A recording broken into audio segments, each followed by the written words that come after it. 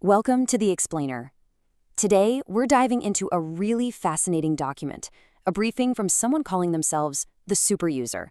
And trust me, it makes some pretty explosive claims about a recent presidential executive order that targeted the Muslim Brotherhood.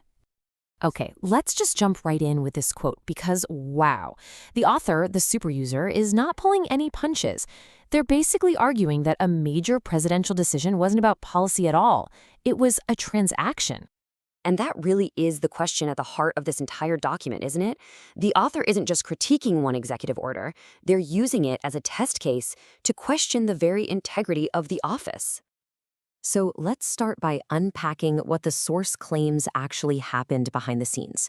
According to this briefing, the whole story didn't start in a situation room with security advisors, but in the Oval Office with a very specific request. The document is crystal clear on this. It says the decision was made, and I'm quoting here, without debate, without consultation, without hearing the other side. The author's whole point is that it completely ignored any democratic implications in the Middle East, all to please some very powerful interests. You see, for the author, this isn't just some foreign policy disagreement. They frame it as something way bigger, a fundamental betrayal of democratic principles.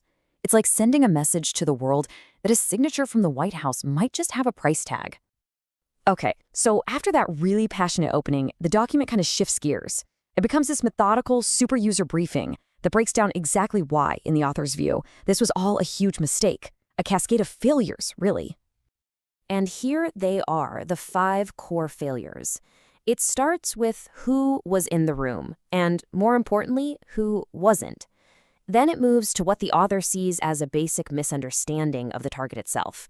The argument is that this decision was just flawed from every possible angle, strategically, historically, you name it. So you might be asking, what's this unconsulted history all about? Well, the author's argument is that you simply can't understand the threat today if you don't understand the deep past. The document points to these traditional spiritual orders, basically these long-established schools of Islamic thought, as the historical bedrock of stability. The author's claim is that these groups acted like a social immune system that, for centuries, prevented a total ideological collapse. And this really gets to the heart of the author's entire argument. They're saying the administration made a massive mistake. They confused traditional Islam with extremist ideologies like Wahhabism and Salafism.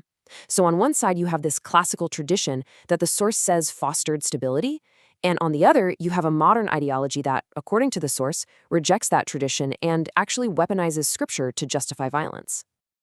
So what's the proof? The document points to Afghanistan. The argument is simple. The executive order went after the symptom, not the actual disease. By using Afghanistan as an example, the author is saying that if you target the wrong ideology, you're not just being ineffective, you are guaranteeing strategic failure. All right, so after tearing down the decision, the source actually offers up a solution, a concrete plan. After deconstructing the failure, the author provides a blueprint for what they believe should have been done instead.